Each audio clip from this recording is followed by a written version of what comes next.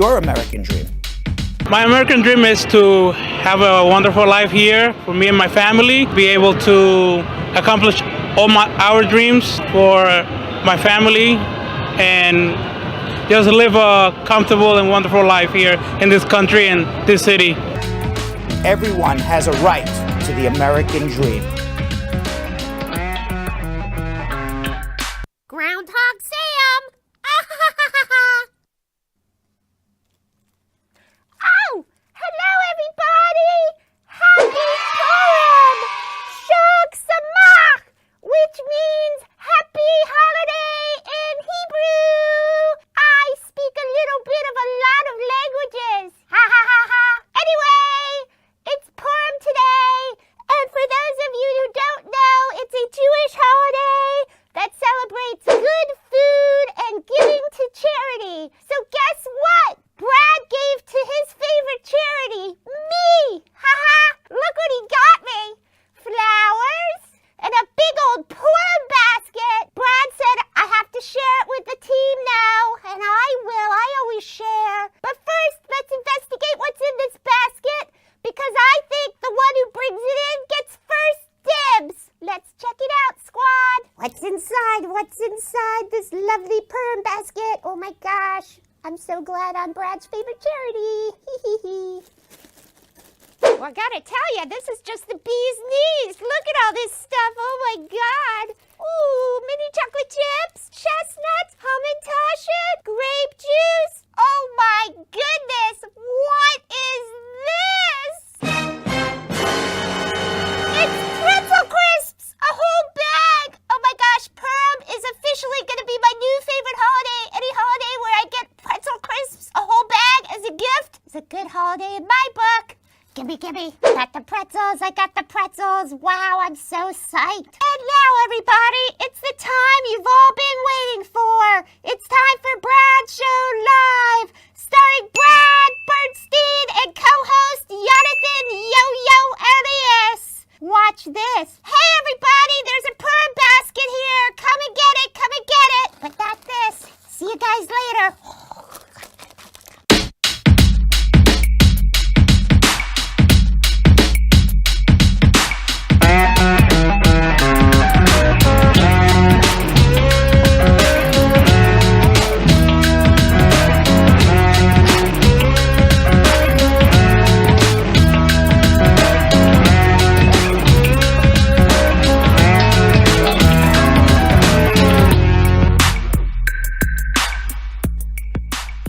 Welcome, everybody. Happy Purim. Yo-Yo just asked me, what is Purim? He didn't even know himself. I've never heard of it. Said he never heard. And you've been to more bar mitzvahs than me, Yo-Yo. Yes, I have. Right? Isn't that crazy?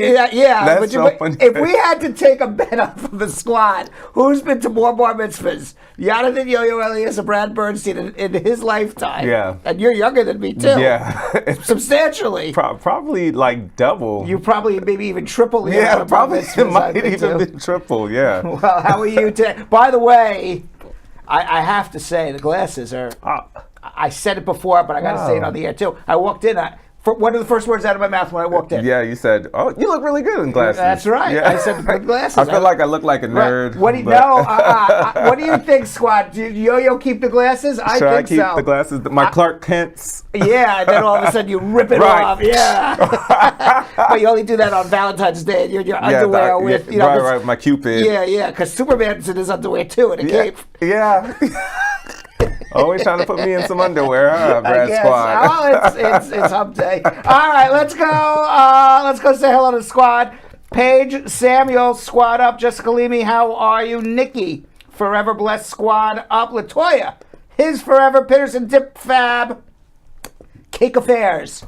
I had to take a breath there for a second. I see. Excuse me. Willie L. Williams, squad up. I was talking so much without taking a breath, I ran out of air. Violet Blackwood, squad up. Marie Maxwell, squad up. How are you? Lisa Bling Rose, squad up. Uncle Brad and Yo-Yo, one love. Coffee, camel, prayer. Joan Erica, squad up. How are you? Stargirl Mika saying, Brad, I'm here. Okay. Stargirl Mika, I'm here too. And who else is here? Jewel Delph, squad up. What's going on? Dawn Harriet squad up. And let's see what's going on YouTube. And Joko Steven, number one in the comments. You know, I'd never like to make it a race to see who's number one in the comments. Wait, congratulations. Wait, you got Joko? Joko Steven, yes. What did Joko Steven say? Hi. Oh, wow, okay. He said hi.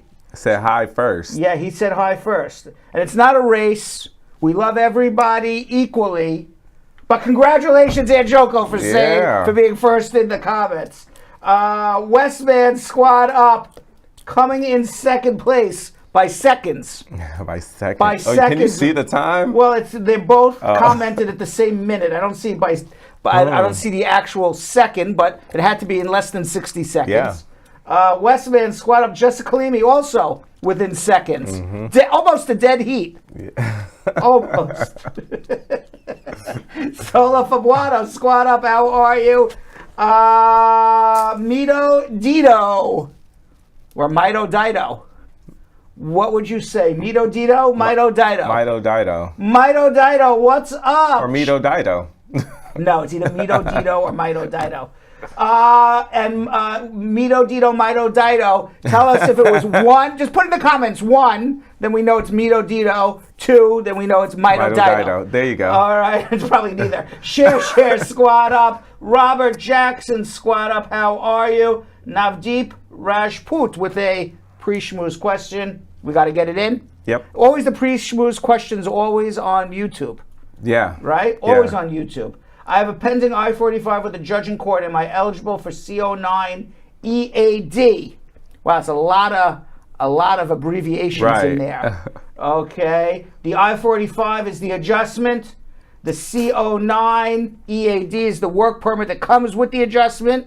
And my answer is, if you have a pending adjustment, no matter where your pending adjustment is, whether it's with USCIS or with EOIR, drum roll, please. Do you think we have a drum roll? Yes.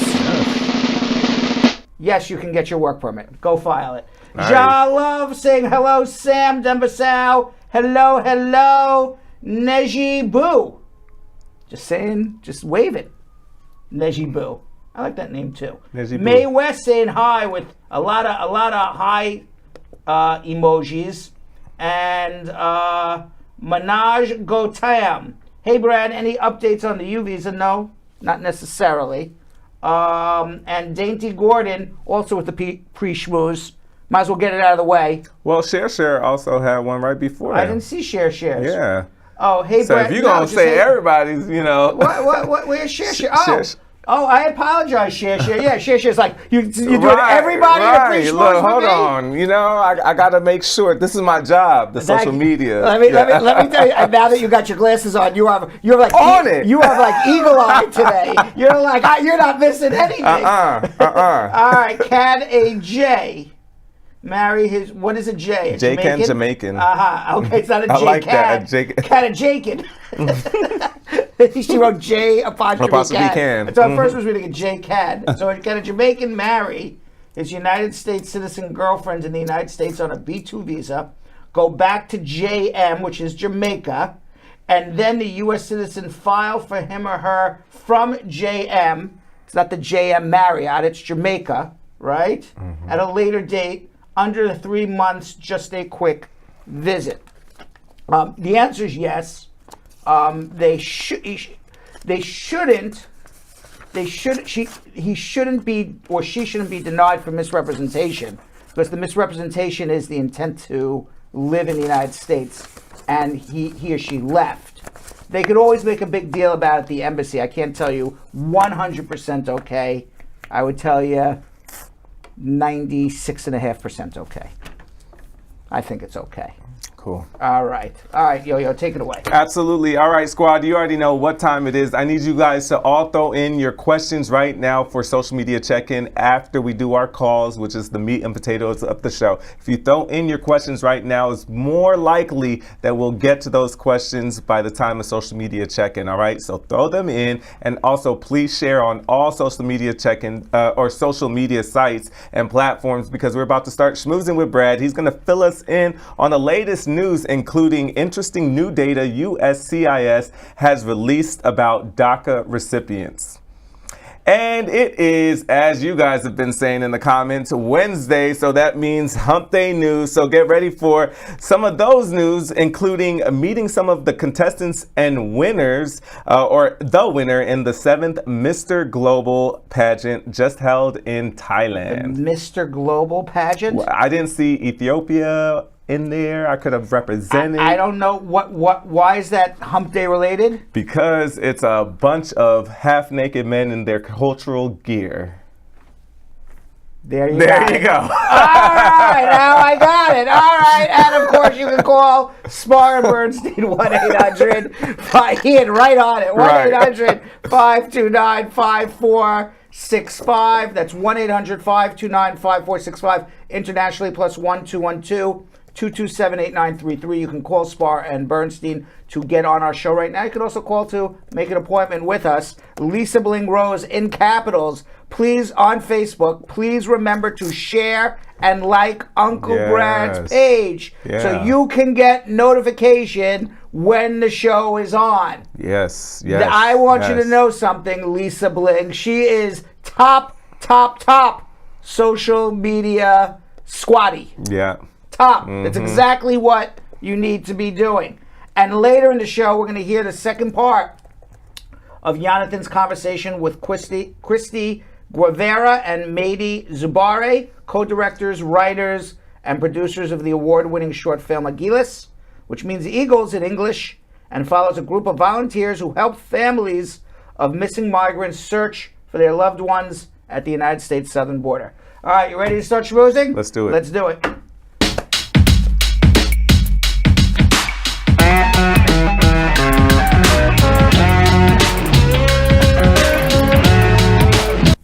So I have in my hand today, Yo-Yo, only half a brick. Oh, okay. Unlike yesterday. Okay. All right. Like Much that. more manageable news today. Nice. By the way, Purim starts. Happy Purim to those celebrating. Wednesday, March 16th at sundown. And it ends at sundown tomorrow on March 17th. And you know what this holiday represents?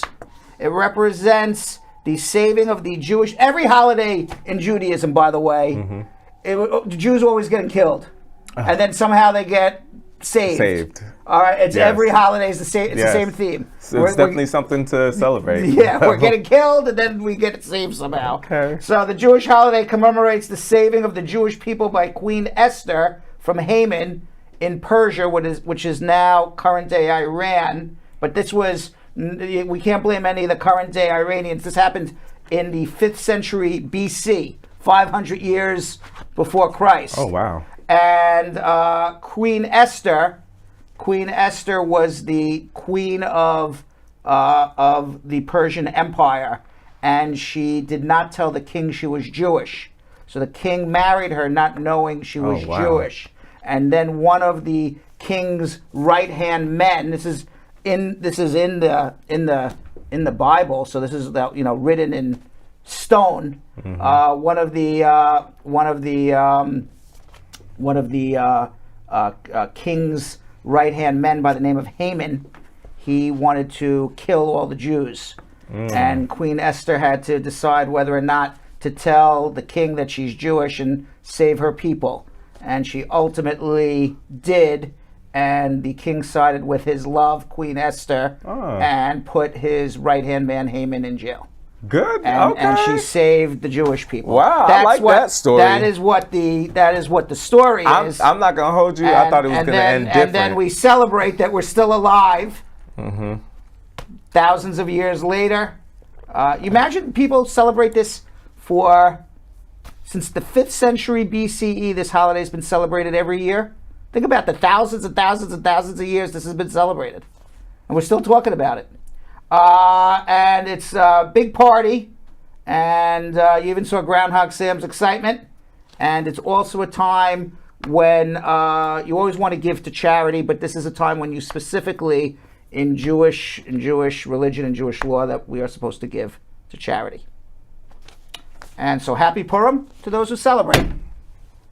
There you go, Yo-Yo. Thank you for that. Right? And by the way, USCIS has released new data on Daca recipients, there's actually a lot less DACA recipients than I would have ever thought. I would have thought there would have been over 1 million. Fact is, there's 611,470 active DACA recipients. That's what this big deal is about. 611,470 people out of a country of 300 million. Jeez. Can't even legalize them, right? There's females are 328,510, males 282,630, and 320 people who are not told USCIS if they are a man or a woman. The largest number of DACA recipients by far comes from Mexico, 494,220, almost. That would be almost 2/3 of the DACA recipients are Mexicans. Followed by El Salvador and Guatemala, Honduras. El Salvador has 23,000, Guatemala 16,000, Honduras, I'm giving approximations, 14,000. South Korea 5,700, Brazil 4,600. Colombia 3,800, Argentina 3,000, Philippines 3,000, Jamaica 2,020 people. I feel like I did like over. I was telling Jill when I saw these statistics. I feel like I've done over 1,000 DACA applications in my lifetime. I find it hard to believe that I've done more than half of the Jamaican DACA applications. Right. But maybe I did. I don't know. But it seems like I feel like I've done over 1,000. I haven't counted them. Right. But we did a lot. A lot. If it wasn't 1,000, it was really close. Yeah. India 2020, Venezuela 1920, and so on and so on. The most active DACA recipients by far are in California, 174,000, followed by Texas, 101,000, Illinois, number 3, ahead of New York. Wow. 31,930 DACA recipients in Illinois, 25,470 in New York, 23,000 in Florida. You would have thought Florida would have been ahead of Illinois. Yeah. Arizona, 23,090, and you would have thought Arizona would have been ahead. Illinois, very surprising. Well, actually, it doesn't really surprise me too much because my dad first went to Illinois, and then I found out that there are a lot of immigrants that go straight to Illinois as well. So maybe that has something to do with it. Surprisingly, I don't know why. More so like around Chicago area. And we always say now, it's not deferred action for it's called deferred action for childhood arrivals, but it's really not deferred action for childhood arrivals, DACA. It's deferred action for adults who've been here a long time. Right. And the statistics bear it out.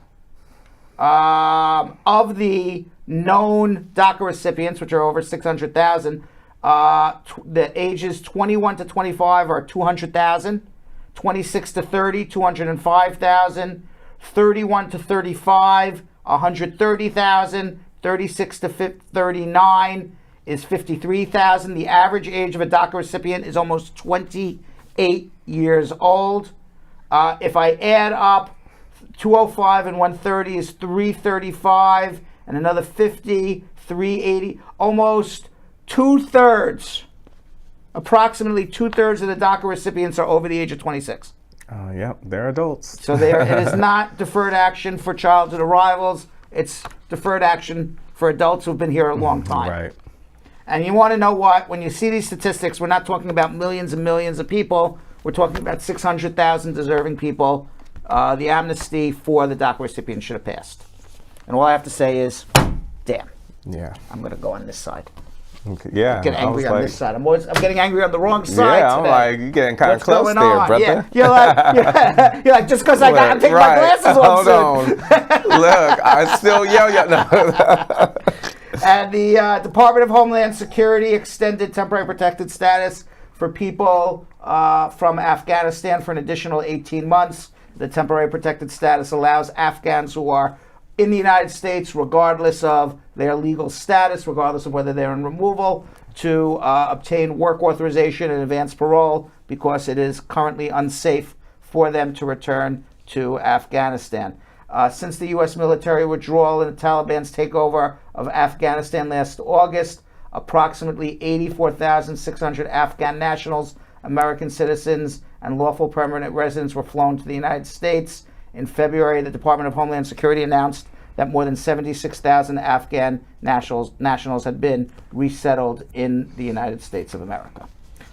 And Another interesting statistic. This is Immigration Statistic Day, I guess. Okay. The number of international students enrolled at United States universities has dropped for the first time in many, many years. A new analysis finds that most Indian graduate students in science and engineering have chosen to go to Canada over the United States because Canada makes it much easier to work in temporary status and gain permanent residence than the United States of America. Now, this finding, if we are no longer educating graduate foreign students in science, technology, engineering, and math, could have some serious ramifications for the future competitiveness of United States companies and the future competitiveness, excuse me, Competitiveness. of American universities. International student enrollment at United States universities declined 7.2% between the years 2016, 2017 to the academic year right before COVID started. No wonder who was president during that time, but it was Donald Trump also. So perhaps he had a lot, the pumpkin and his henchmen had a lot to do with that as well. And then the pandemic lowered U.S. Enrollment further. The enrollment of international students at United States universities dropped 22% between 2019, 2020, 2021, right in the middle of the pandemic. And people, they were not giving new student visas. It makes sense. You were only able to renew your student visa if you were an existing student, but they weren't giving new student visas to new students during COVID. And because of the Ukraine-Russia situation, there are starting to be some rumblings of some Republican congressmen and senators who want to throw out all Russian students from the F1 program and send them back to Russia. Representative Eric Sewell, a Democrat in California, said on CNN last week that kicking every Russian student out of the United States should be on the table. By the way, this is a Democrat. Representative Ruben Gallego backed him up, tweeting, "These Russian students are the sons and daughters of the richest Russians. A strong message can be sent by sending them home." I wouldn't necessarily say that they're all sons and daughters of rich Russians. I know many Russian students who are my clients are not sons and daughters of rich Russians. that would suck. I don't think punishing them is going to change anything in the war. If anything, it would probably make them dislike the United States. If our idea is that we ultimately want to be friends, I don't think kicking them out is going to make it a better situation. Assistant editor Fiona Harrigan wrote in a magazine, Reason. She also agrees with me. She's not a fan. She says, rather than expelling Russian students who are uninvolved in the sins of their government, we should be welcoming them with open arms and encouraging them to engage with our values instead of the values of the Russian government. Some 5,000 students are currently attending bachelor degree programs in the United States of America. And even during the days of the Soviet Union, when it was the Cold War, we had welcomed some 50,000 scholars and students and scientists and engineers, writers, and journalists between 1958 to 1988. So kicking them out is not even something we did in the coldest time of the coldest war. Harrigan says Russians from influential and wealthy families do seek out American education, but to claim that each of the 5,000 Russian students here is rich and that sending them home would hit Putin where it hurts is simply incorrect. I concur. And the International Organization for Migration said more than 3 million people have fled Ukraine now, up from 2.8 million yesterday. Another 200,000 left Ukraine. Poland has by far been the biggest recipient of refugees, 1.7 million people. It's a small country, Poland. They just took in 1.7 million people. Tens of thousands of Russians have fled to Istanbul, also the UAE, I understand as well. They are trying to get out of Russia before all the doors are closed to them to leave. They were trying to get money out, and those who had enough money to buy an airplane ticket are all running out of Russia right now, going to Turkey, going to UAE, and maybe some other countries that are still accepting Russians. Now, the exodus of millions of Ukrainians has forced the world into a growing humanitarian crisis. The descent of Russia into new depths of authoritarianism has caused a flight, though much smaller than in Ukraine. But some are comparing this to 1920, when more than 100,000 opponents of the communist Bolsheviks. Now, remember, in 1917, the communists came to power in the Soviet Union. They fled Russia during the Russian Civil War and sought refuge in what was then Constantinople, which is now Istanbul.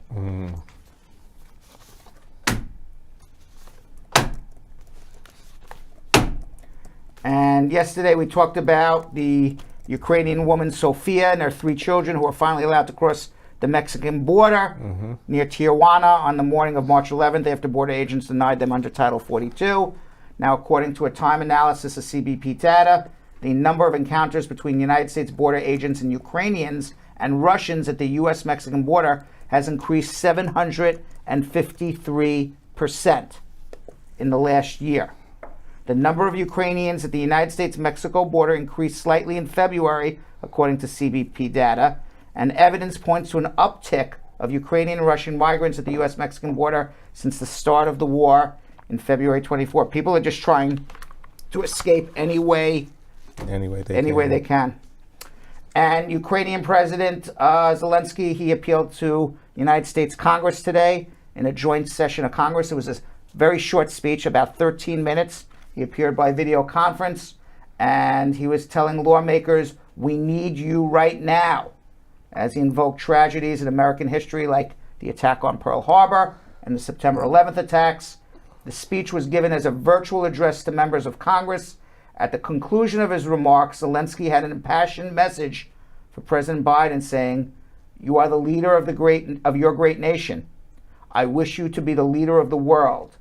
Being the leader of the world means being the leader of peace." And we have a video. If we don't have Today, a video, it's not enough to be the leader of the nation. Today, it takes to be the leader of the world. Being the leader of the world means to be the leader of peace. And of course, he did express gratitude to President Biden for all the aid the United States has delivered, billions and billions and billions of dollars of military aid. President Biden just released another $800 million in military aid today alone, on top of everything else that has been given.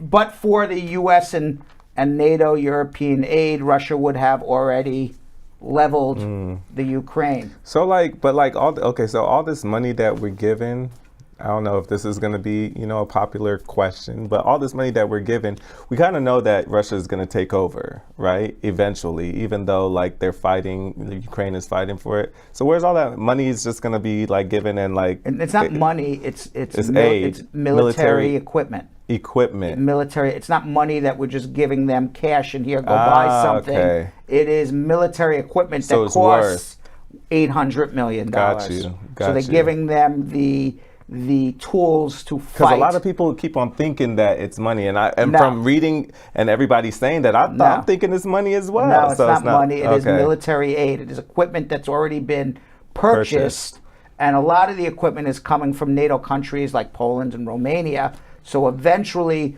they're already there. This equipment is right on the front lines. Poland, Romania, some other NATO countries are actually transferring their equipment because it's already there, ready to go to the Ukraine. So what really is happening is that the United States has to now back order the equipment that some of the other NATO countries are given so that they can resupply their own supplies. But this is all about military equipment. This is not about money per se. Okay. Now, you may argue that you are an isolationist, meaning that we shouldn't be involved in this. Where is all this money going? We should keep the money here. You know who also was an isolationist? Trump. Okay, and there's an argument to be made for that.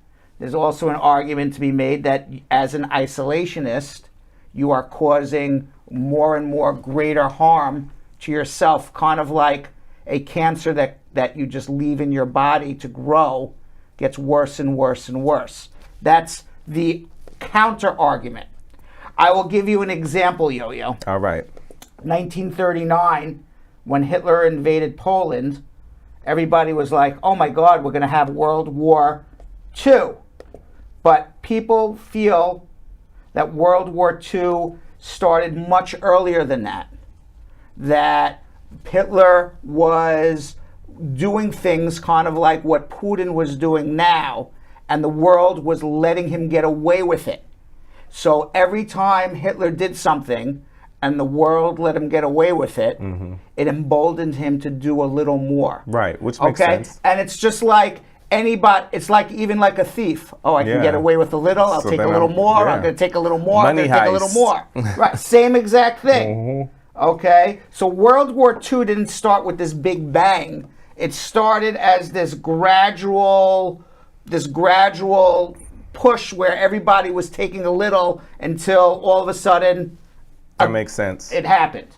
Now, before Putin invaded Ukraine, they had a Russian invasion of Georgia, another neighboring country. The world did nothing. Crimea, they took part of Ukraine. The world did nothing. They've been fighting in eastern Ukraine in these two provinces for 7 years. The world did nothing. The oligarchs got richer. They partied on their yachts. They bought properties in London and New York.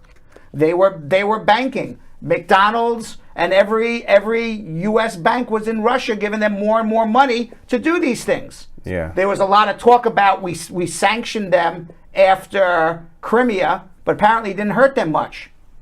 And I even remember Putin saying, you sanctioned us before, your sanctions don't hurt us. We're sanction proof. So he said, I can get away with this. I can get away with this.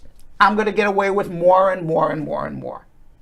And before the invasion, if you remember, Russians, they not only was there war, but if you remember, they poisoned Russian dissident in London with nuclear radioactive material. They interfered in our U.S. elections with WikiLeaks. Right. They tried to do a massive hack of our elections, of the United States elections. They also did a major hack of our social media and was giving all this false information. Right. They got away with it. What did the world do? What did the United States do? Nothing. So Putin says, I can get away with it. I'm going to do a little more and a little more and a little more. Right. That is the counter argument to say we're not going to do anything. So now we're in a situation. You're in a situation where if you let him take Ukraine, who's to say he won't do more and more? Right. He said, I'm unstoppable. They're scared of me. They won't do anything. I can do whatever I want. Which is the argument to have a no-fly zone over the Ukraine, to prevent this war from going any further, to tell Putin, this is it. And you have President Biden, who's saying, well, if we do a no-fly zone over the Ukraine, we're going to have World War III. But if World War II, I'm not saying we should have a no-fly zone. I'm on the fence. I go back and forth on it. Right. Okay? But if World War II, if we say history repeats itself, you're going to have World War III anyway, so you might as well nip it at the bud now than wait till it gets worse and worse and worse. If that's the thinking. Because eventually Putin's going to go after NATO. There's going to be a miscalculation or something of that effect. Right. So, refusing to impose a no-fly zone over Ukraine, for example, because people are scared of World War III. Okay, but in North Korea, we were in the middle of a Cold War. We had nuclear weapons pointed at each other during the Korean War, and the United States was fighting North Korea and South Korea in the 1950s. We were shooting down Russian planes. We weren't scared of World War III. So it's happened before. So the argument is you got to deter them, or it's just going to get worse and worse and worse. So having the no-fly zone would be a deterrent to Russia doing any more damage than they've already done. All right, let's go to some hump day. All right. We got some camels. It's hump day. It's hump day. It's hump day. All right. All right. What we So, talking about? Yo-Yo, I got to take a drink first before I start these things. Staying in shape is tough. For most people, it means hitting the gym, right? Yes. But there's one woman who has revealed that she has a sex diet, and that as a result of her sex diet, she has a toned body. I've heard of something You've like this. heard of this before? I've heard of a fitness sex diet. influencer Ruth Tellis, and she's telling us, all right. Whoa. She has a strict. What the? Yo-Yo, put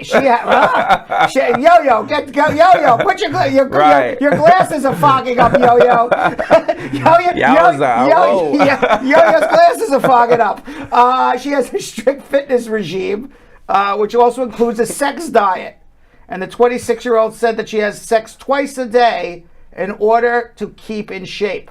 She lives in Brazil. She has 209,000 followers. And I'm sure after this comment, she got 500,000 Right. more followers, right?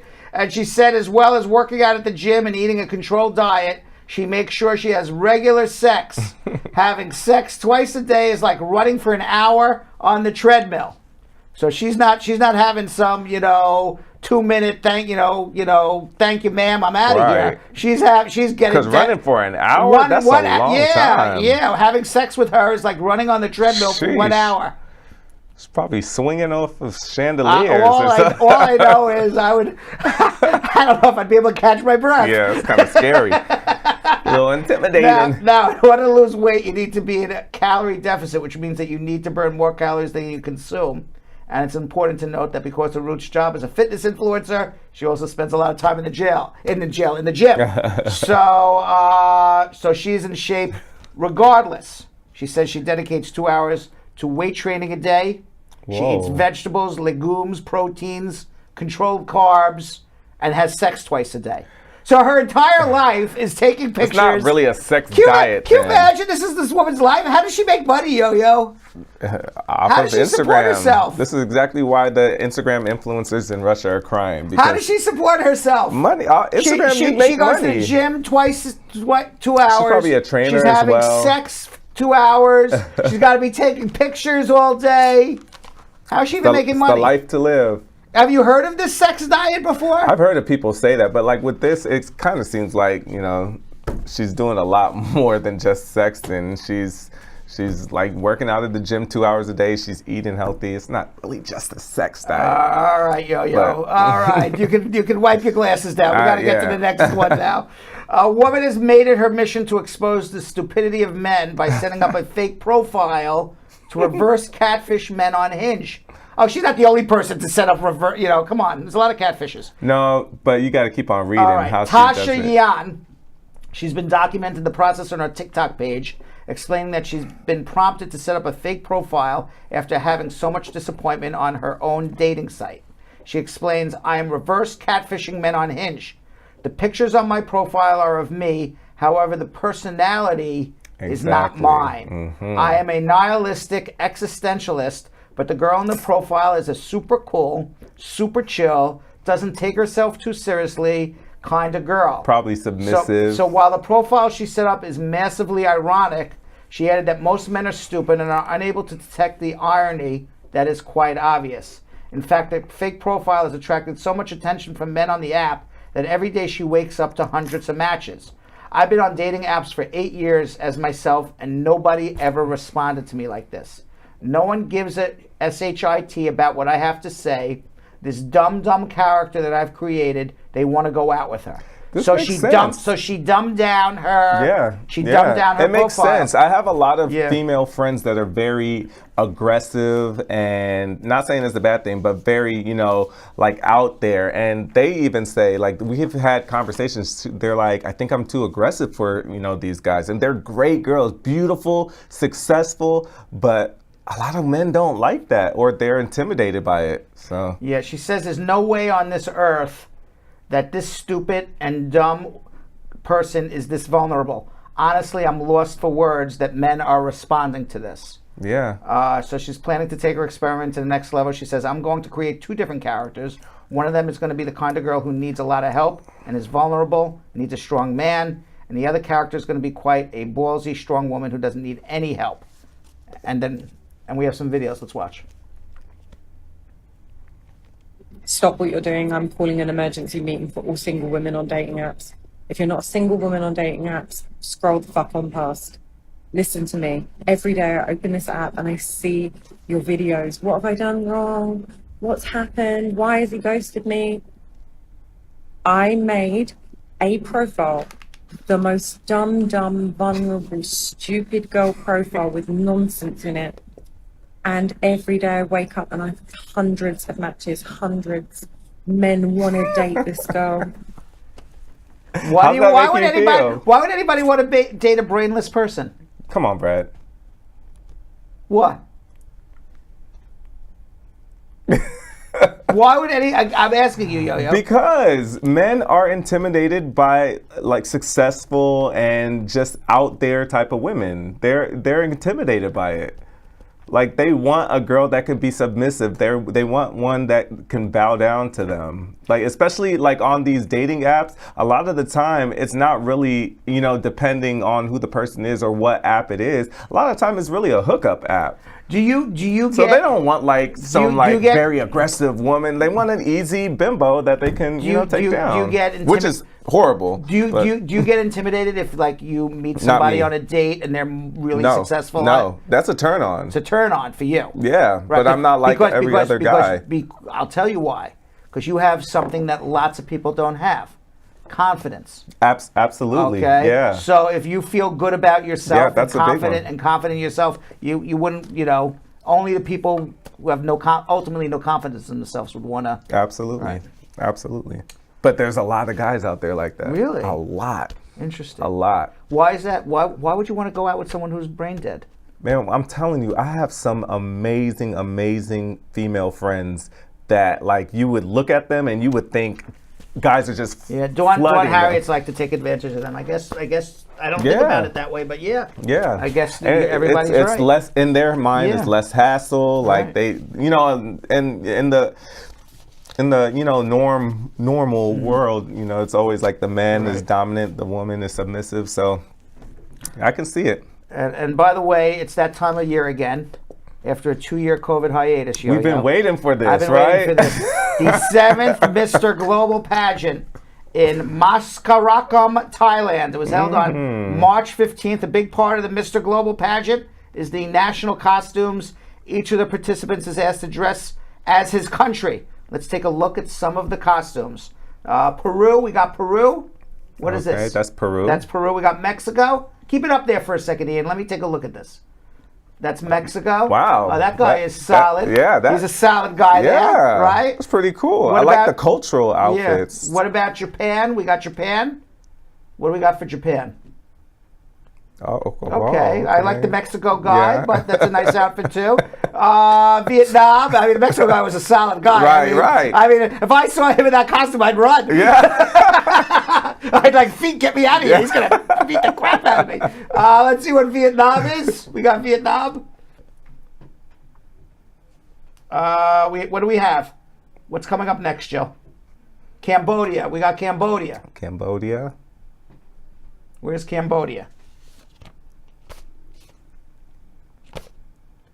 Okay, that's a good one. Reminds me of like the King and I type of thing. And by the way, the winners, can we show the winners? We have the winners, the 5 winners. Jill? The top 5. The top 5, we have them. So Indonesia, Nigeria, Ecuador, Sri Lanka, and USA. Sri Lanka, yes. Sri Lanka. Yes. And by the way, Spain's representative, Miguel Angel Lucas, was named Mr. Global. The 21-year-old model who hails from Toledo bested over 30 other contestants from around the world to win his title. He succeeds Mr. Global. Ooh, he's a handsome man there. Yeah. Right? Good-looking guy.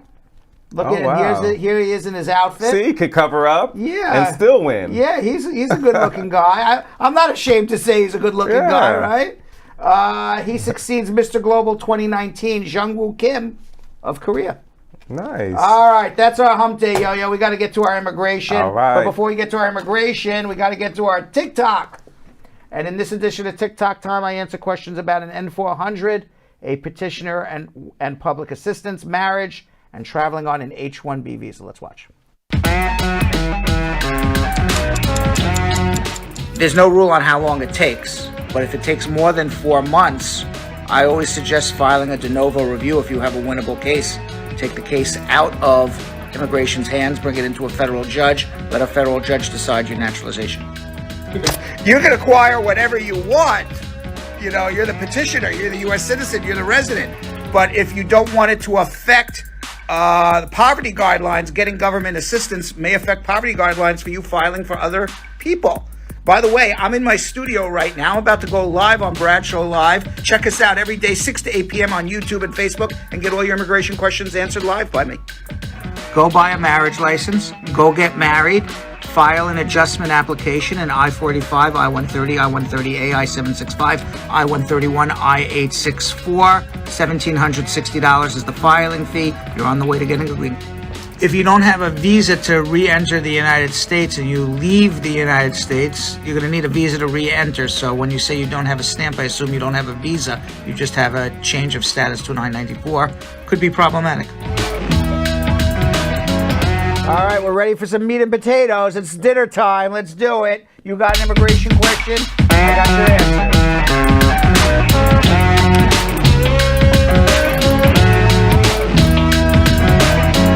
All right, Denmore in Houston, how are you?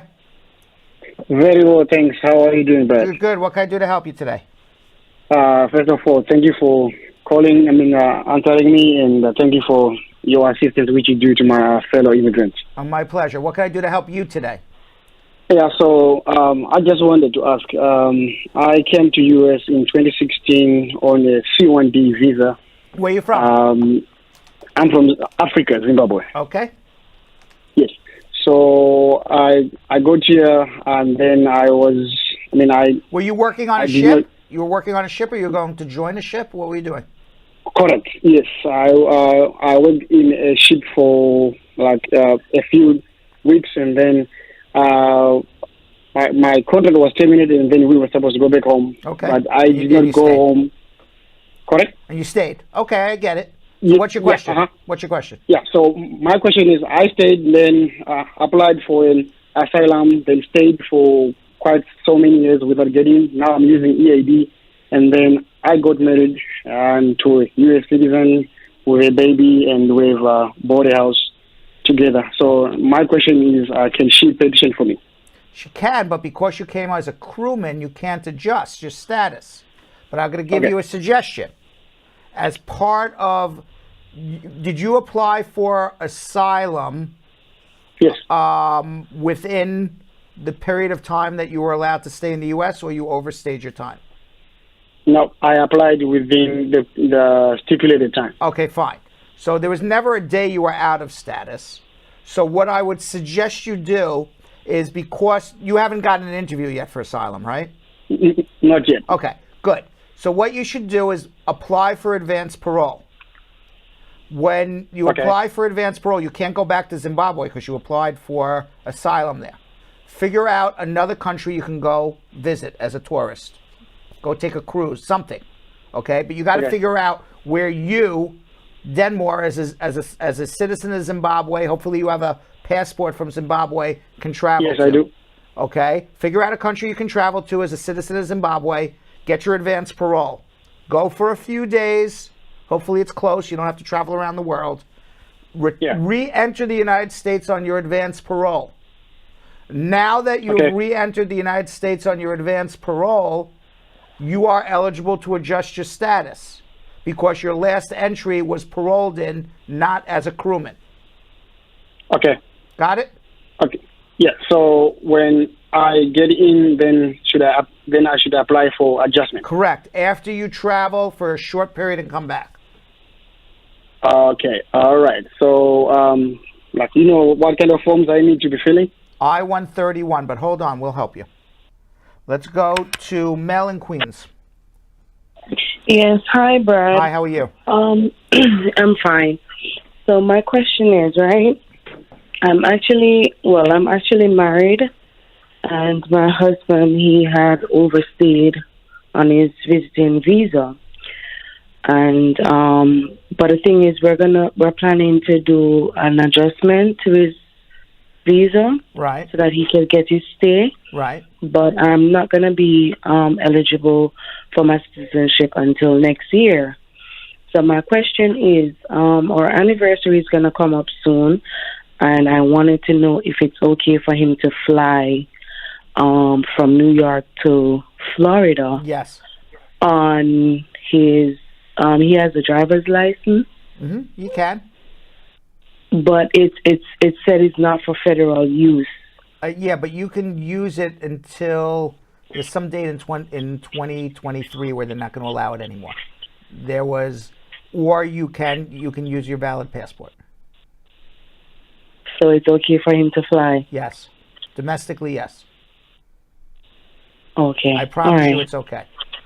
Okay. All right. Because he's worried. All right. Thank you so Okay. much. Have a good night. You too. Let's go to Mike in Sanford, Maine. Mike, Yeah, good evening, Mr. Mike. how are you? Yeah, good evening, Mr. Brad. I have a quick question for you, sir. My daughter petitioned for me, right? Right. I went for the interview since January. And since January, I don't hear anything back from them. An adjustment interview. Yes, sir. Was there any issues with your case? Any skeletons? Yes, I have a... What skeletons Yes. do you want to tell me about?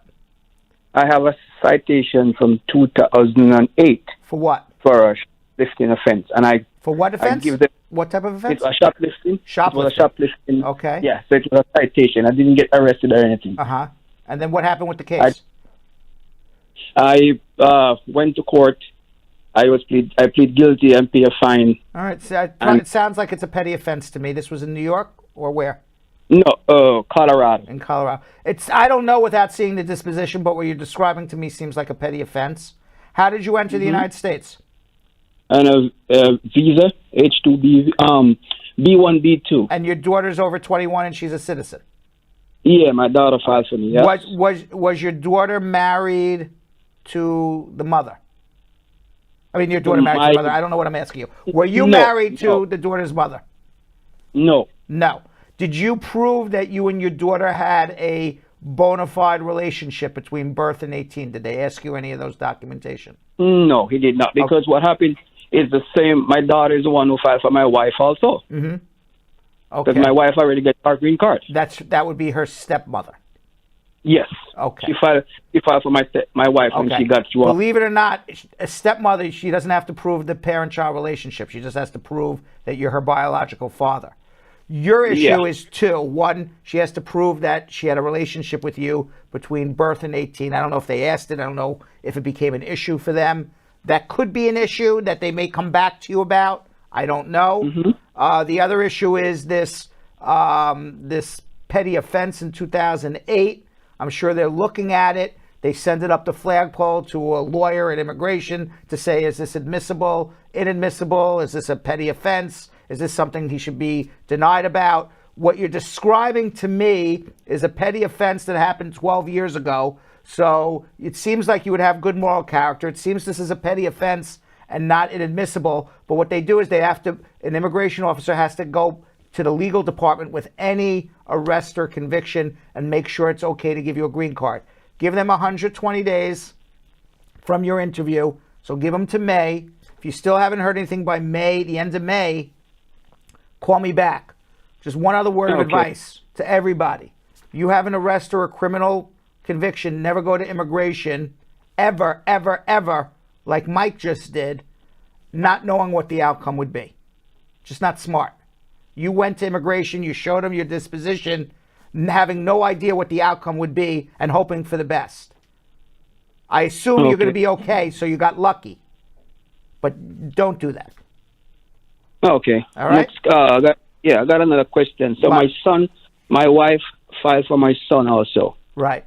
Which is he's on the 21. Right. And he did his fingerprint since December, and he didn't hear anything. It's like 3 months now. That's an adjustment he did? Yes. Was he in legal status?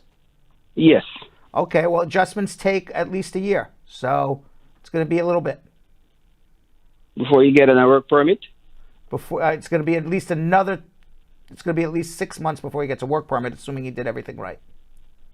Yeah, okay. All right. Hang in there. All right. Let's go to Kellyanne in San Diego. Kellyanne. Hello. Hi, how are you? I'm doing good. How are you? Good. So, I'm currently in the military, but I want to file for my mom, but she doesn't have proof of how she entered into the country because she didn't enter into the country under her name. She came on someone else's name. So, yes. Okay. But she doesn't have the documentations anymore. Okay. So I was wondering, does she have to go back home? Well, or is it possible I could file for her? she's got two problems. Number Right. one, for you to file for her, she has to prove she made a legal entry into the United States. So she needs to either have that documentation or not. If she can't, if she doesn't have that documentation, she has to go back home. If she goes back home, she will never see the United States of America again for two reasons. One, she's been undocumented presumably for more than a year. And two, she made a misrepresentation entering the United States of America by saying she's somebody else than who she is. And you need a waiver for that. And you can't get a waiver for that through a son or daughter.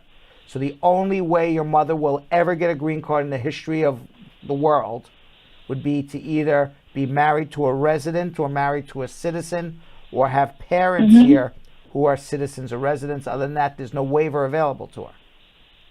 Oh, okay. So you can't help her, unfortunately. I can't. Not. Thank you so much. I just wanted to know. Oh, you're in the All right, thank you. military, right? Yes. Okay. So, I forgot that part.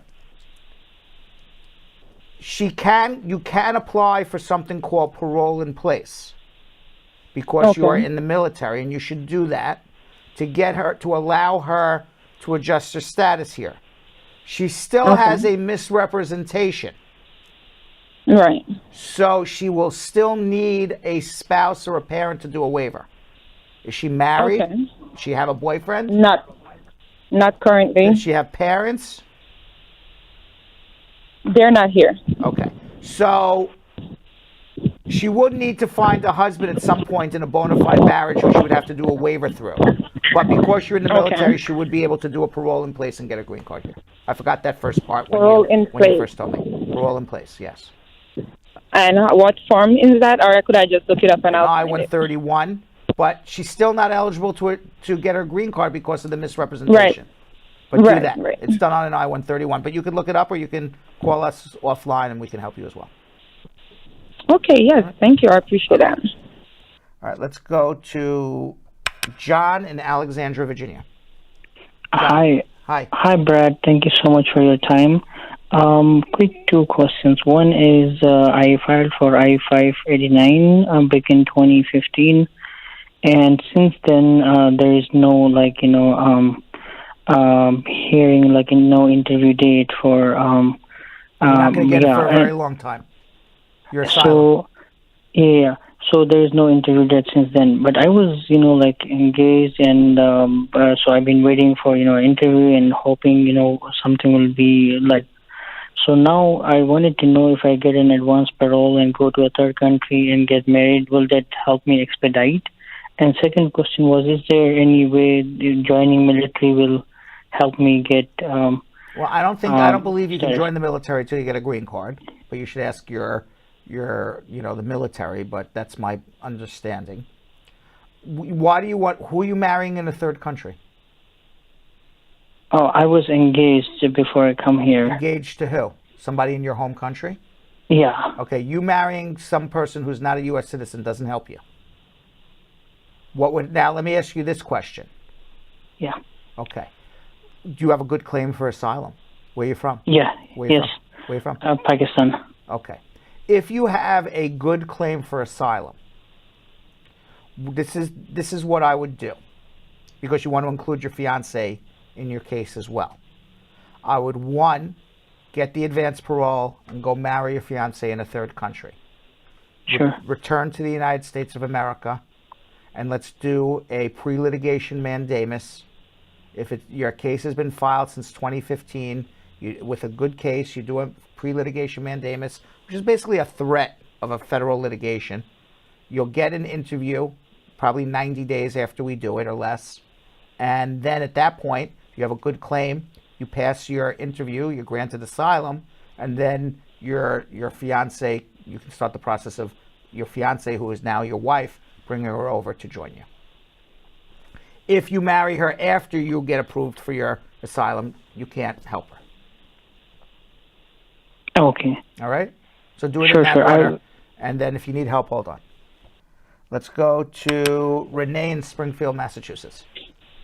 Hi, Brad. Hi. So I have a question. I'm going to apply for my citizenship soon, but I would like to petition for my mother. The issue is in 2016, when she was coming, she admitted to coming to work in the U.S. and her visa was canceled.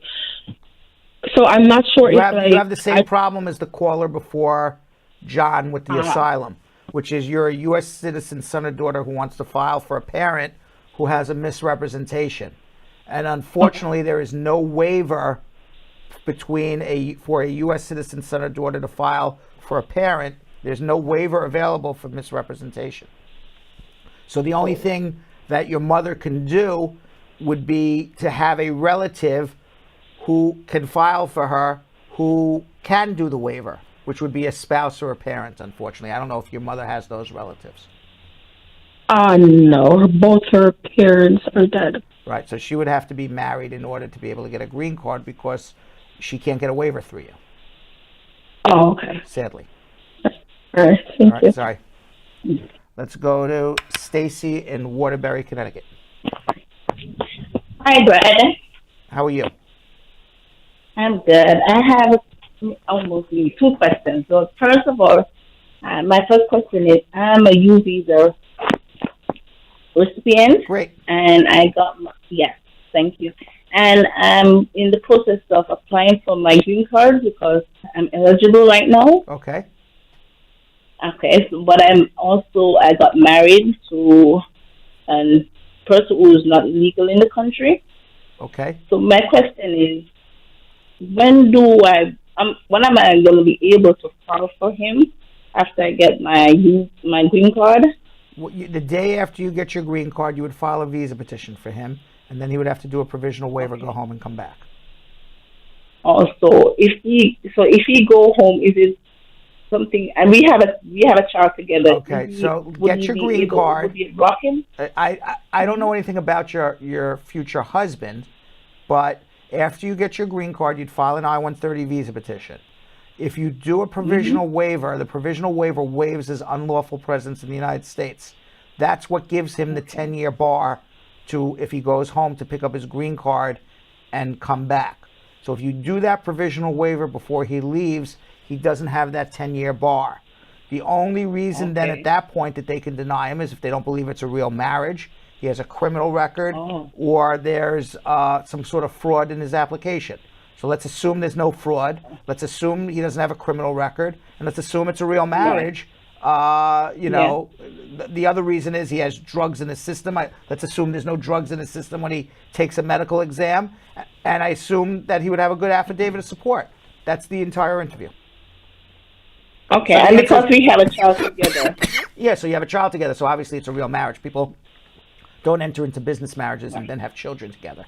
So, presumably, not knowing your husband, the answer is yes. He should come back. If I meet him, I can tell you more certain. Say it again? If to meet him and I know everything about his case, I can tell you more certainly. Okay, hold on. All right. Let's go to Mohammed in Richmond, Virginia. Hi. Hi, how are you? Hi, Brad. How are you? Good. I have a question. I've been in the U.S. I came to the U.S. since 2014. I applied for asylum in 2014, and I get to marry in 2017. I had my interview for the I-485. 2018. Right. No, 2019, 4 February 2019. I made a very good interview, but when I left them, they gave me they told me that they're going to answer me on 10 days. It's now 4 years final later. date is 1 month. After that, I never hear from them. So it's since now, right now. So from your interview, it's been 3.5, 4 years. You haven't heard from them. Yeah, I like a marriage interview. What's going on with you and your wife right now? We're still married. Okay. We live together. All right. So you're in a good marriage with your wife. I would threaten a man again. If they're violating your rights, and you have a right to a green card within a reasonable amount of time, 3.5 years, 4 years, whatever it is an unreasonable amount of time, I would threaten a mandamus. I would file a mandamus. I would not allow the government to violate your rights or anybody's rights. You would get most likely a second interview very quickly. They would interview you again, probably give you a Stokes interview, separate the two of you, make sure you're in a bona fide marriage. You would have to withdraw your asylum claim and you would get a green card. Okay, thank you very much. Let's go to Yash in Chicago. Hi, Brad. My question is regards to... I'm good. How are you today? Thank you. My question is regards to I-485, which is family-based. So I did my interview in April 2021 for my family-based I-485. But in the interview, USCIS officer told me that you should receive your green card in 2 weeks. But it's almost a year right now. It's March 16th. So I reached out to USCIS multiple times. It's the same thing with everybody. It's the same thing with everybody. You go for an interview, you don't get a response. You're an immediate relative. You're immediately eligible for your green card. They're not giving it to you. And a year later, I'm going to tell you the same thing I just told Muhammad. If it's been over a year, threaten a mandamus. They're violating your rights. They have to give you a decision in a reasonable amount of time. So in the meantime, can I? So I heard from my relatives that you can reach out to Senate. Is it a good option? You think to reach out to Senate but my experience is that a senator will get a reaction from immigration, but it does not move your case forward. So they'll get a letter back. They will get a response back to an inquiry, but it will not move your case forward. I have seen senators, I'll tell you where I've seen senators helpful, on expedite cases. So I've seen congressmen and senators expedite cases that need to be expedited for some humanitarian reasons. Excuse me, I've seen them have some luck on that. But in terms of, I haven't heard from immigration, I went for an interview, they're not doing anything, they'll write a letter and immigration will write back a letter saying, they're in process. Yes, that's what is happening. Right. You're right. But try. And if not, I would go to your senator or congressman, try, see what happens. Okay. And if not, then come to me about a mandamus. Okay. All so right. should I reach out to you if nothing happens, right? Correct. Mm-hmm. Thank you so much. Thank you, Brad. Appreciate you. Let's go to Bolani in Newark. Hi, good evening, Hi, Brad. how are you? Yeah, I'm all right. A quick one. I have I-31. That's waiver. Is a waiver, advanced parole to travel. Got it. Through my Vawa. Mm-hmm. Yeah, and my baby. So I'm thinking of travel. Is it okay for me to travel with no problem? If you have a pending VAWA adjustment and you have an approved advanced parole on an I-131, you can absolutely travel. Don't stay. My advice is always don't stay out more than 4-6 weeks. It's good for short trips. Oh, okay. So But there's yes, no problem because no on problem. the paper they said No, you don't can- worry about what they say. They just scare you. No problem. I've never seen anyone stop coming back. All right. Okay. Thank you. Okay. Let's go to Mike in the Bronx. Hey, good evening, Brad. Good evening. How are you? How you doing? I'm not too bad. I think you probably answered the question a couple of callers. So I did an interview for my citizenship 2 weeks ago, and one of my I was arrested a couple of years back. What? 2014 for soliciting a prostitute. Okay. And I got a disorderly conduct. Okay.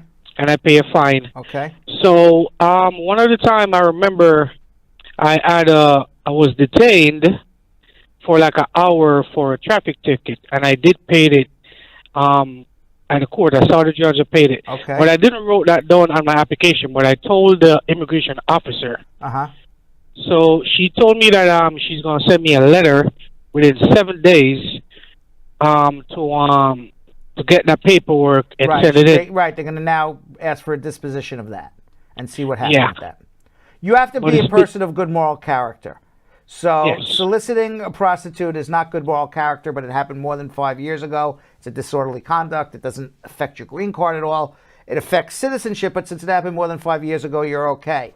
You told the truth about the driving infraction. You were detained for an hour. You paid a fine. As long as that fine is a driving infraction and not some sort of criminal offense, that's what they're looking at, you're absolutely fine. You cannot be being a bad driver doesn't make you a bad person. Just makes you a bad driver. There is no law that says bad driver, you can't become a citizen.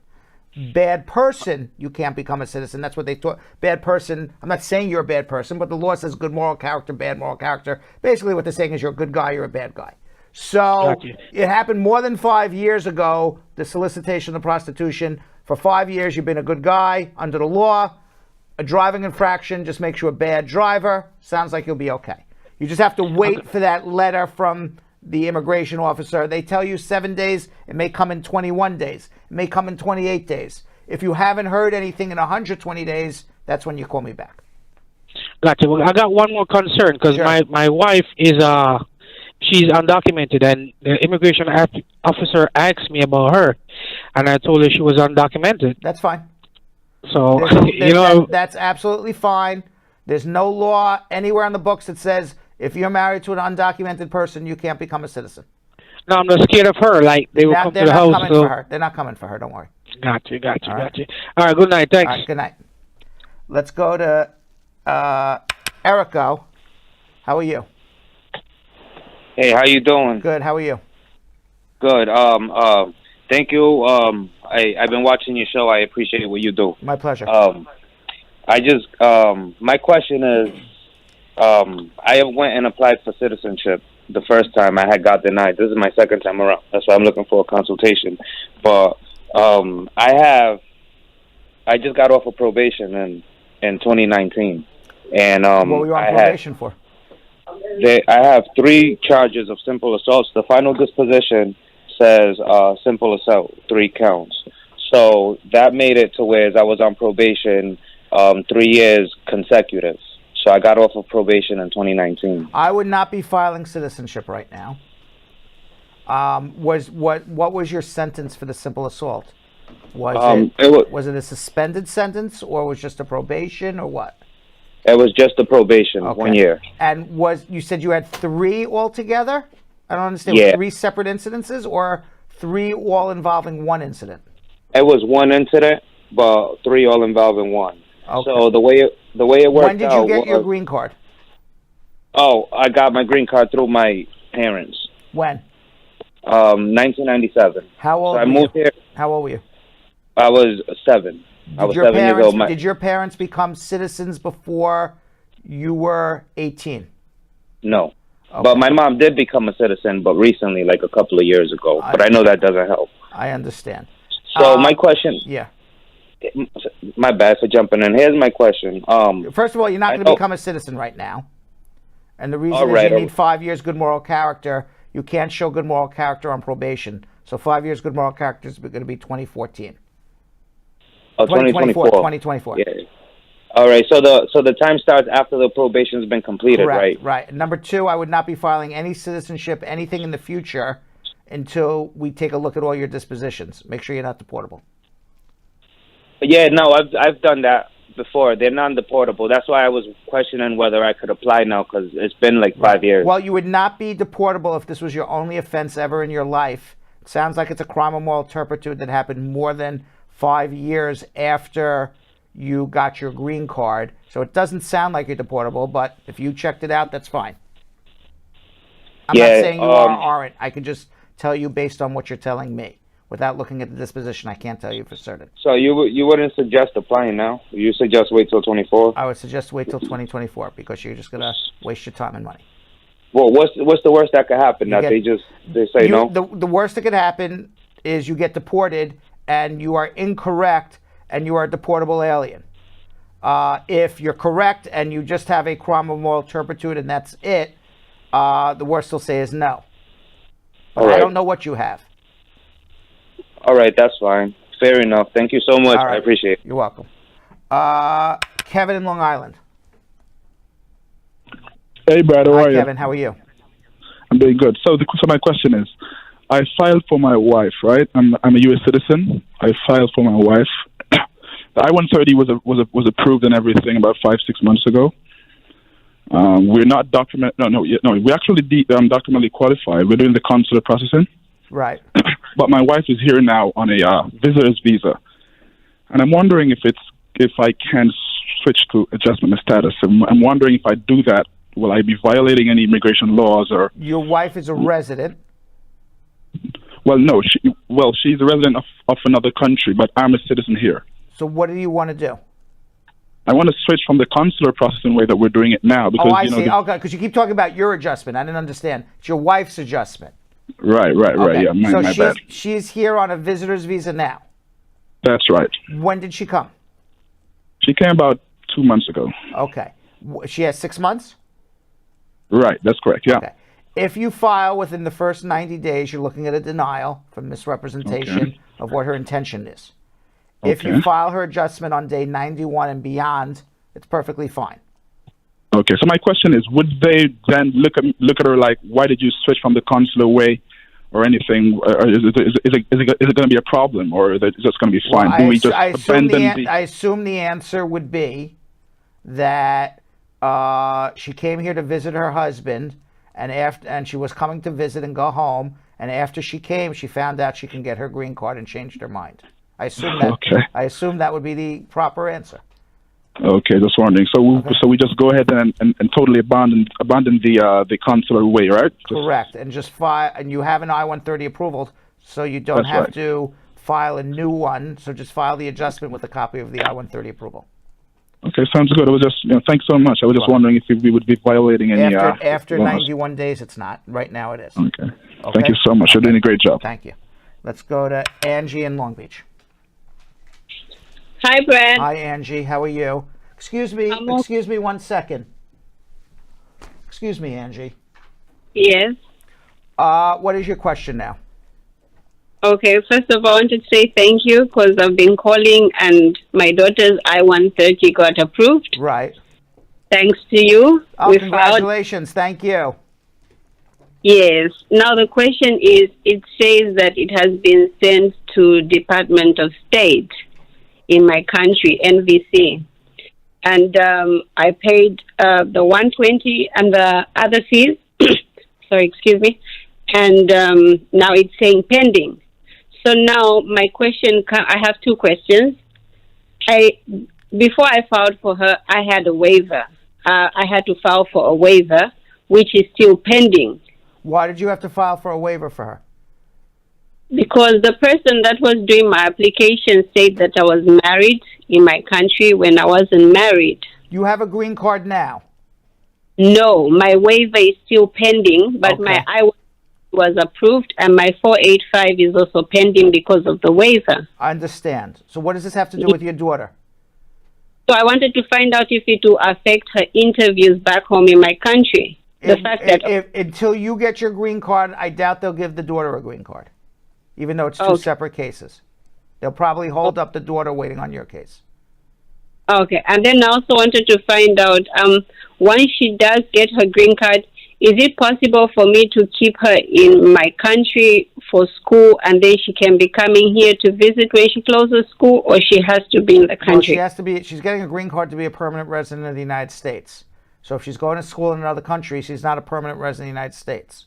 What you can do is after she gets her green card and she enters the United States, you can apply for something called a re-entry permit, which allows her to stay out of the country for a temporary period up to 3 years and then return back with her green card. Oh, okay. All right? Thank you. You're very welcome. And by the way, if you didn't get your immigration questions asked and answered, you can always follow me on Instagram at @RealBradBernstein. If you follow me on Instagram at @RealBradBernstein, you can drop me a DM. I'll be happy to answer your questions as best as I can. We're supposed to have at @RealBradBernstein go across. It's RealBradBernstein. You could also follow us on Instagram at @BradShowLive. You don't like 2 hours of us, but you like 30 seconds of us, you can follow us at Brad Show. There we are at Brad Show Live. And of course, you can also follow us on TikTok, our fastest growing social media platform, TikTok. You can leave your questions in the comments and comment section, and maybe you will be lucky enough that I was walking down the street today. I just started answering immigration questions, literally walking down the street.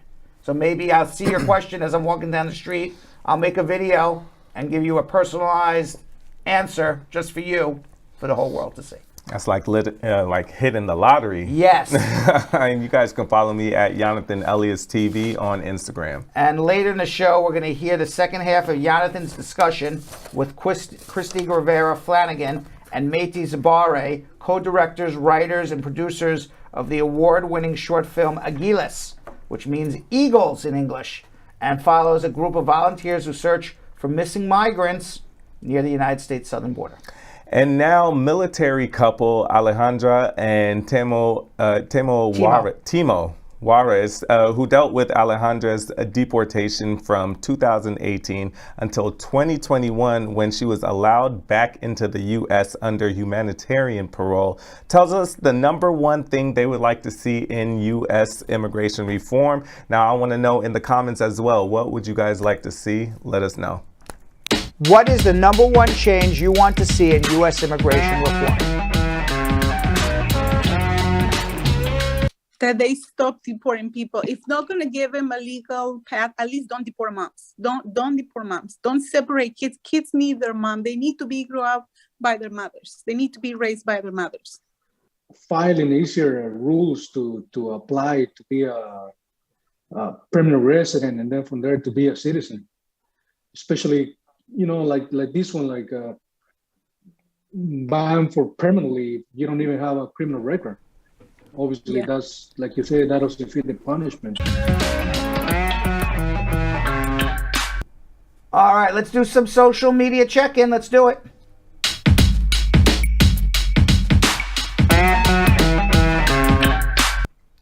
All right. Yonathan! That was me, y'all. All right, y'all. Sandra Rose stuttered, a Facebook VIP member. My father-in-law has a green card and he's retired. Can he file for his wife in Jamaica if he is out of country, or does he have to be in the country to do so? You don't have to be in the country to do so, and you could be retired too. You just have to have the intent to return to live in the United States with your spouse. So you could be living temporarily with your spouse in another country, as long as the both of you intend on returning when that spouse gets the green card. If he's not working, you could always get an affidavit of support from a second person. Elizabeth Glokal, a Facebook VIP member. I'm already 3 years married to an American citizen, but I stayed outside the U.S. for 10 months, then came back. Can I apply for naturalization, or should I wait another year more? You're going to have to wait 5 more years. If you stay out for more than 6 months, you break the continuity. The rules are 30 out of 60 months in the United States, no trip abroad for more than 6 months in any 5-year period. Anderson Smith, a Facebook VIP member. How long after becoming a naturalized citizen can one file for their parents, and how long does this process take? File the next day. It takes about 1.5 years if they're in another country.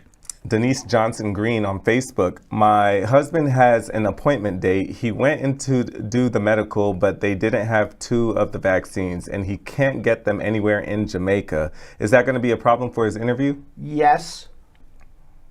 And Dainty Gordon on YouTube. My U.S. citizen husband filed for my daughter at age 16. She's in Jamaica. NVC sent us a notice last year in September, and I haven't heard back from them since then. What should I do? This upcoming September is 2 years since we filed. She's a resident or a citizen? My U.S. citizen husband filed for the daughter. I would speak to me. I don't know what happened to the case, but they should have got an appointment already. 2 years pending. Yash Thakkar on YouTube. My green card interview on Family Basis was done in April 2021, but after the interview, I don't have any updates on the I-485. In my interview, my interviewer said you'll receive your green card. What could be going on? The interviewer forgot about you. Their background checks are still pending. Your file fell off the face of the earth. There could be a million reasons why. The interviewer who interviewed you quit, got fired, COVID. Who knows? All sorts of reasons why, what happened. Or maybe they were lying to you and they don't believe it's a real marriage. I don't know, but we would need to find out and figure it out.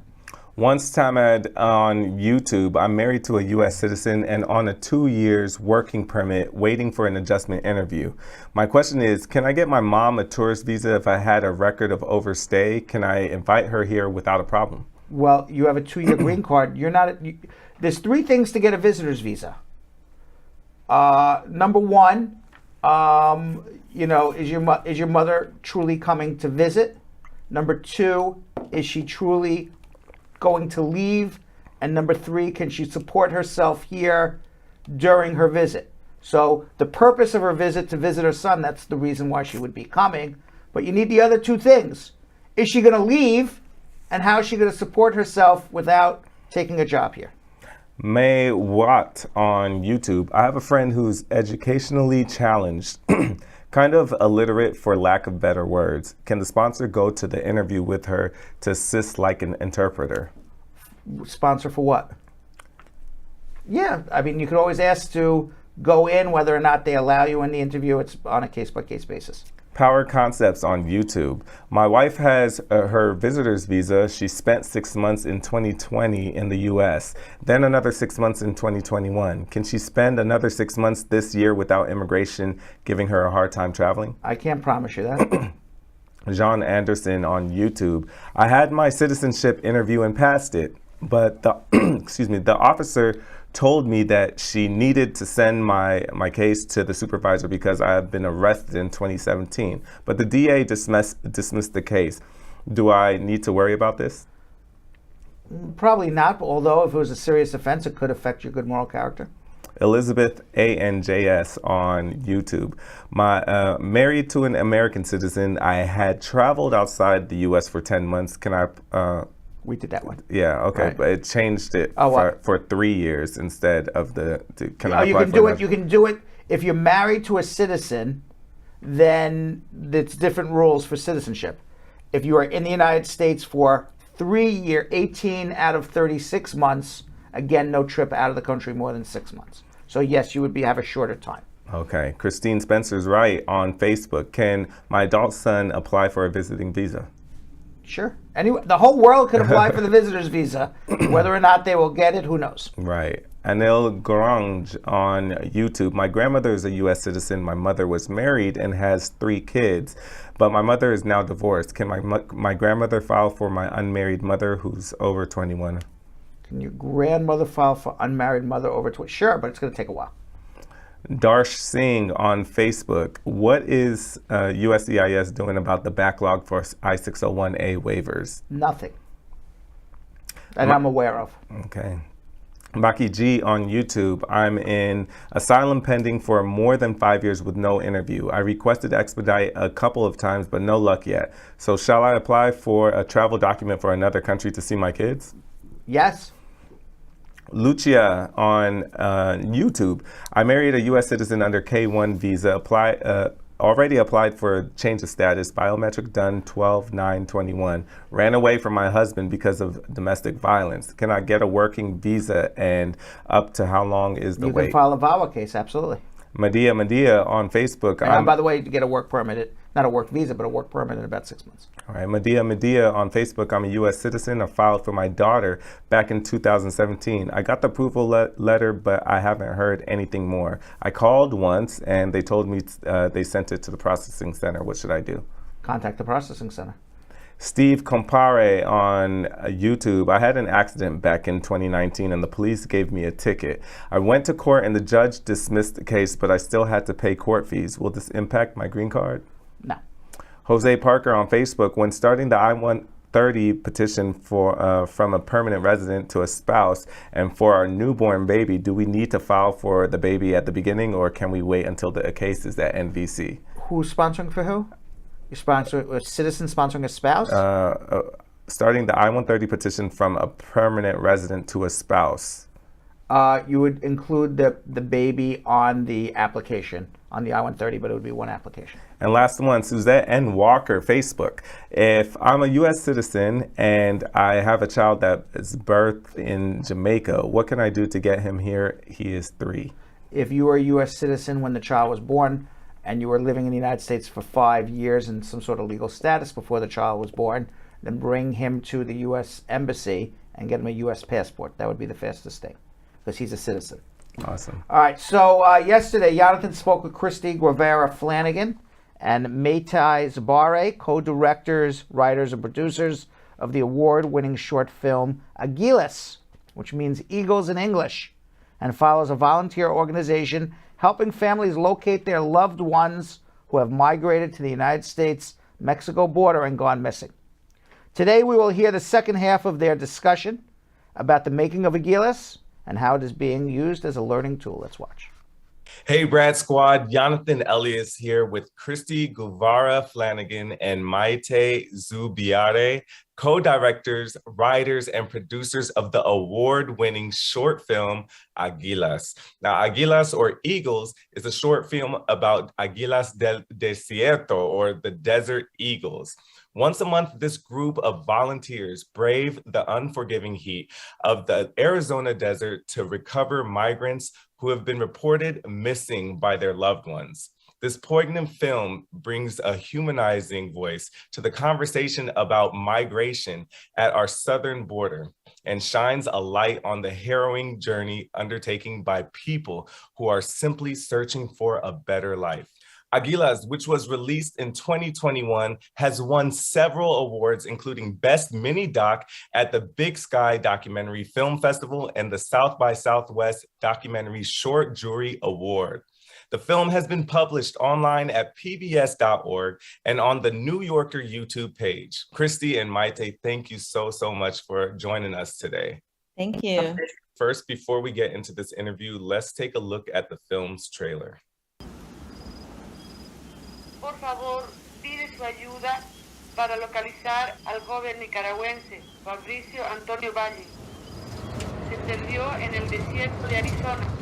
Águilas del desierto. Ayúdennos a buscar a Samuel Alexander. Perdió la vida en el desierto de Guatemala. Por favor, ayúdennos a seguir adelante. Les rogamos que nos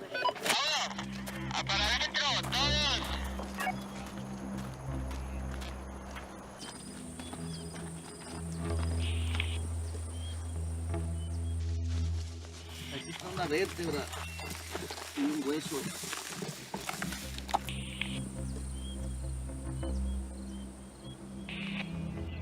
En estas tierras tan hostiles, tan traicioneras, cada osamenta tiene una historia.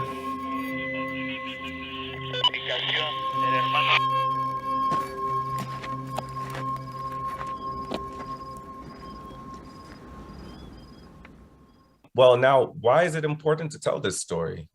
Well, I think there's so many reasons, and it also depends on the audience. For a broader audience, they really are not aware of what's happening at the border. They're not aware that people are dying and how they're dying. They're not aware of the policies that have come about since the 90s that have really made this journey that much riskier and lethal, in fact. Also, people that are not familiar with the experience of crossing get a sense of what it's like. As you know, there's so much risk involved. The only reason you would cross is because your conditions are so difficult where you are, unlivable where you are, that this is an option. So what do you hope people will take away from watching the film? Humanizing the migrant's journey, pointing to a remarkable group of volunteers who are taking action, letting injustice stand, and to have that serve as a model for what activism can look like. Our students learn about this, and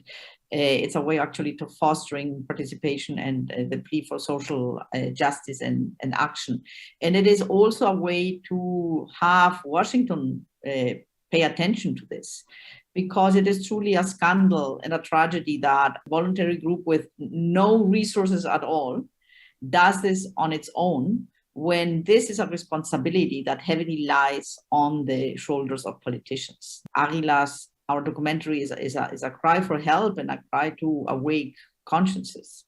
So for both of you guys, what was the hardest part about filming Águilas? I've never had that kind of an experience up close to that kind of violent death, I would call it. And life-changing, and again, just made me all the more dedicated to the film and to its mission, and to really, highlight the work of Águilas. You are looking and you want to find, but of course you don't want to find human remains, let alone children's remains. It's as a mother, it's shocking. Yeah, it is very difficult at many levels. The physical effort is considerable. The heat. Our filmographer, of course, director of photography, was carrying a heavy camera. So imagine how that was for him. But of course, nothing compared to what migrants go through. And resources, they fund themselves. I mean, they get donations, but they are running on very limited resources, food just for themselves, where they'll stay, and they're not supported by the government, their efforts. It's all volunteer based. So you're both professors at UCLA. Yes. Okay, so please tell me about the discussion guide you created for the film. For me as an educator, it was very pleasurable to offer the background needed to really understand Águilas, because again, it's just a piece in a big puzzle of undocumented migration into the United States. The film has also a very pedagogically suitable length, because it's 14 minutes, so you can watch it in class, and then you can, of course, work with the help of the discussion guide. Anytime you do these kinds of discussions, you're looking for points of connection with the students.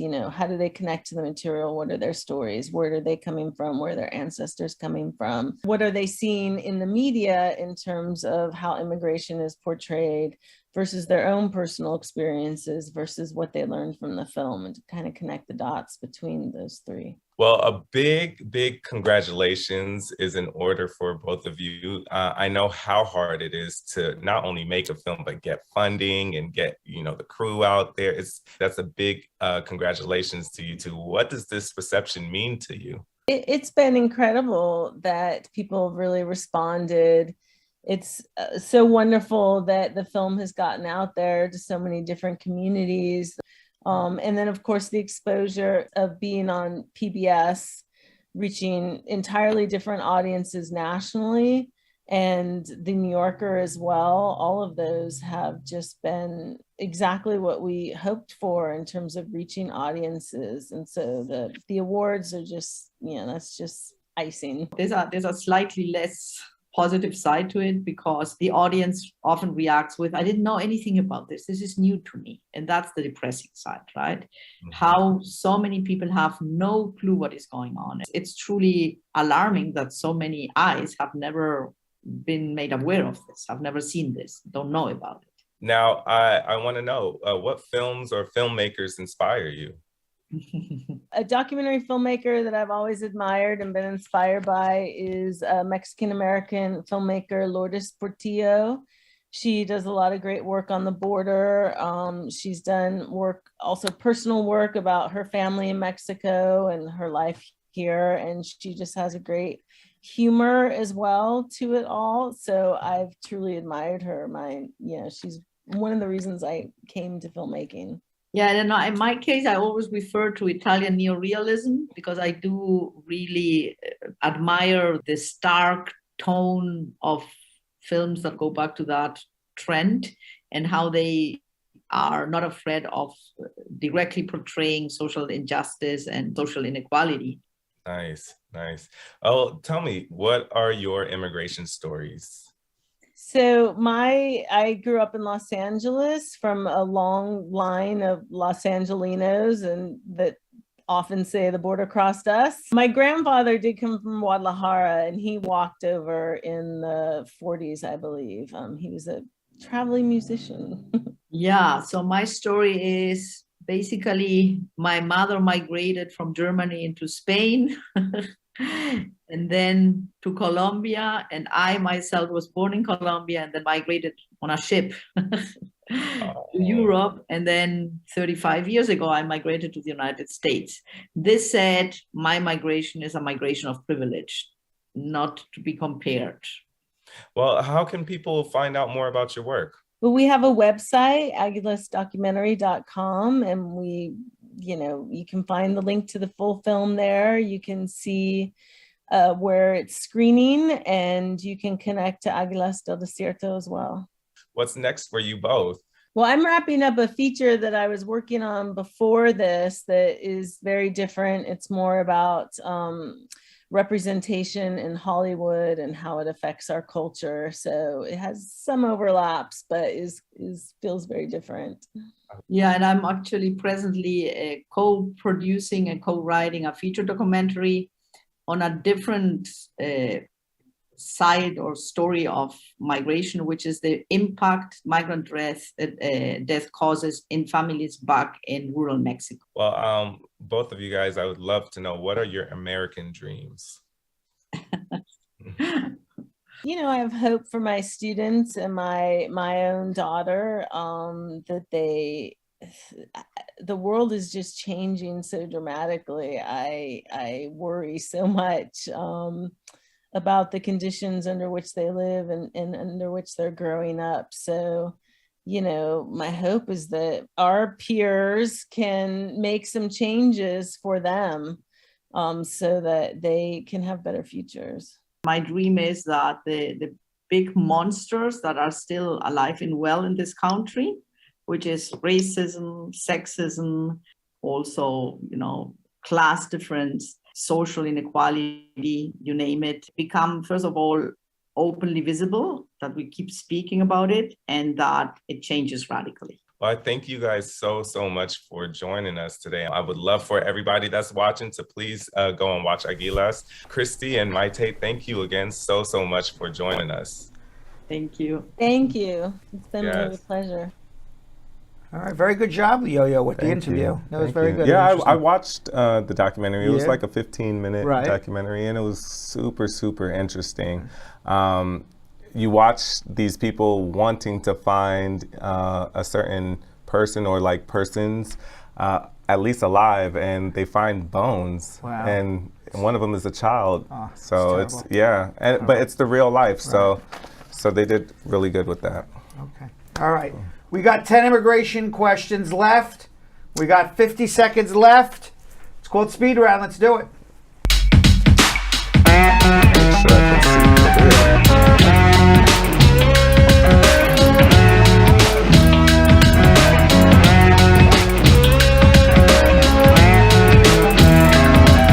You ready? All right, we've had a good run so far, Yo-Yo. We have. I'm scared that somebody's going to screw it up here. It's not. I hope it's not me. And I hope it ain't me. All right, ready? Let's do it, Joe. Countdown. Can I travel on an expired green card? No. How long does the NVC take to review resubmitted documents? At least 120 days. When's the best time to get remarried after divorce is final? The following day. Does marrying someone younger than your age deny you from getting a green card? Not necessarily, as long as it's real. Is it better to apply for I-130 in or outside U.S.? Inside, it's quicker. Is it normal that my wife got approved before my I-485 family base? Before me? Sometimes people don't get it at the same time. What's the penalty for marrying before Vawa is approved? Your Vawa is denied. Can F1 visa be eligible to join U.S. Army? No. Would you recommend K3 visa in order to get my spouse in the U.S. faster? Yes, it is. If I file for my adult children, do I need to file for my grandchildren as well? No, but you include them on the case. But you don't need to file for them. They can either come or not. Depends on you. And we still did it. I thought I'd get a little nervous there. I said, uh-oh, but then it came. The last year we did very fast. Yes. I didn't understand. What was the question with the call him? No, it's okay. Go. Okay, what was the question with the, I wanted to file, first of all, the I-130, I assumed it was an adjustment application versus filing an I-130 in another country. Yes. Okay. And then there was a question about one of my family members got the green card, I didn't get it. Yeah, it's you answered that. It said, what's the penalty? Oh, no. Is it normal that my wife got approved before me for an I-485 family base? It happens sometimes. Okay, I answered it right. You answered okay, it fine. right. I just wanted to make sure. Okay. Yeah. Is it normal? No, it's not normal, but it happens sometimes. All right. Comments of the day. Let's do it. We've been killing it. We have 11. Come on. Let's not push it. 11. 11. All right. Our first comment of the day. And this is about changes in immigration reform. This is Christine Spencer's Right saying, shorten the immigration processing time. Yeah, I like that one. Yeah, I like that. All our comments of the day are going to be changes in immigration law today. Why not? Because we asked you. Yes. We asked you to put it in our comments, so I told you we're going to read them. All right, and our last comment of the day. Marie Maxwell saying, to be able to file for my siblings and not wait so long. We are immediate relatives. We grew up together in one household. That's the change I would like to see. Absolutely. I agree with that too. Why should siblings take 15, 20 years? That doesn't even make any sense. Crazy. That makes no sense. It's really crazy. Yeah. All right, tomorrow we're going to span the world for Wacky News. Stay safe, everybody. We'll see you tomorrow. So, Sam, as part of the production, we have to say this disclaimer at the end of the show. Do you mind reading it for me? Okay, but you know, Brad, I have to do everything around here. Forget it. I'll do it. The proceeding was information only and not specific legal advice. Consult an attorney about your individual situation. Prior successful results do not guarantee a similar outcome in the future. To make an appointment with the Spar and Bernstein law firm located at 225 Broadway in New York City, call 1-800-529-5465. That's 1-800-529-5465. Easy to remember, 1-800-LAW-LINK. That's 1-800-LAWLINK. Once again, make a call to 1-800-529-5465. And of course, link up with the law offices of Spar and Bernstein, located at 225 Broadway on the 5th floor. If I were you out there, make the call, make the link, make the connection, make it Spar and Bernstein. 1-800-LAWLINK. That's 1-800-529-5465. And visit us now at our Connecticut office, 221 Main Street, Suite 501, Hartford, Connecticut. Visit us in Connecticut or in New York at 225 Broadway. That's 1-800-529-5465. 1-800-LAW-LINK, 1-800-529-5465.